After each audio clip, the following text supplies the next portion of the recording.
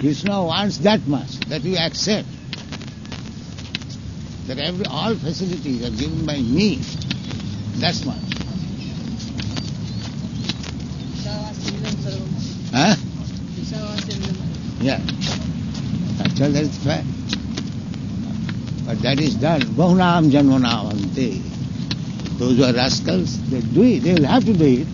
But after many, many births. Not immediate. They will suffer. They will have to go through so many species of life. And one day they will come to the understanding. Yes. Vasudeva Sarvaniti. Everything is to stop. Some Mahatma, that Mahatma is very rare. Very rare.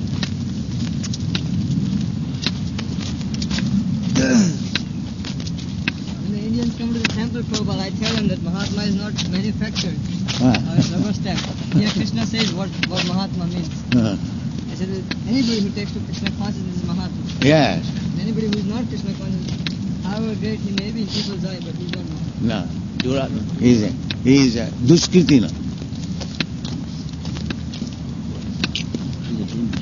Dima, yeah. Maya Paridagyan, Asuri, Bhavas, Mogasa, Mogakarma.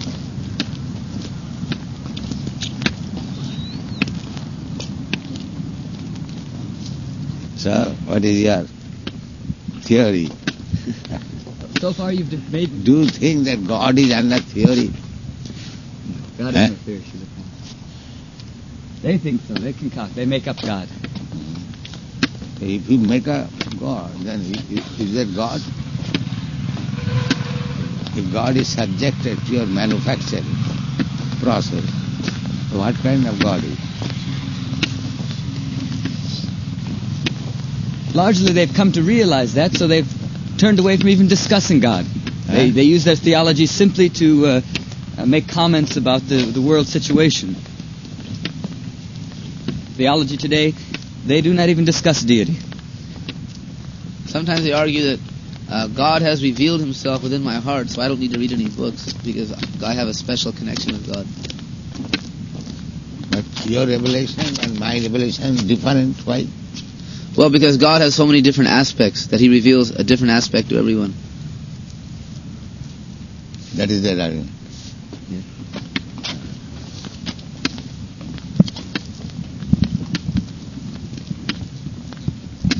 What is the standard of that aspect? Just like in the material world we see somebody is richer than other. This is also aspect of material situation. So, if one is millionaire, he is better than a person who has got a few coins. Similarly, your realization of God and my realization of God different. So I may be better realized than you.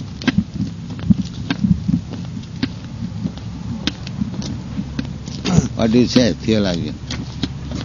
Well, today, Prabhupada, most of the literature is written on subjects of death of God, an eclipse of God. The fact that the people in general, it's a secular society and no one is even discussing God. That means they have failed. After discussing, when they could not find out actually what is God, they have given up the idea. Failure.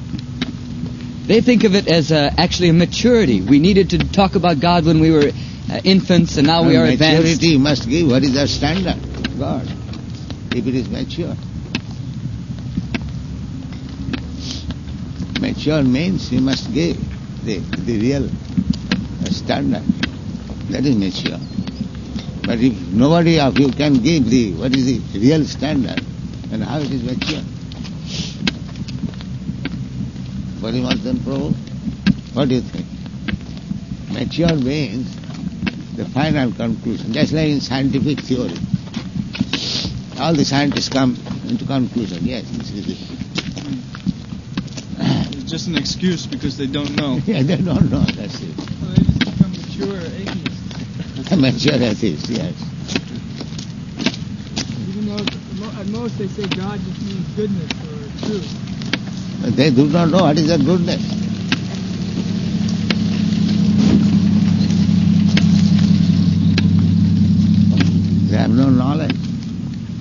What is the standard of goodness? Somebody is cutting the throat, he is also good. And somebody is very sober, he is also good. So what is the standard of goodness? Well, that's what they argue about. Huh? Mostly they make vague references and emotional pleas for goodness and honesty. Well, what is that honesty and what is that goodness? They must give some definition. You've summed it up very nicely, Srila Prabhupada, when you call them just jugglers of words. Yeah. Very scientific. Yes, Sri Prabhupada.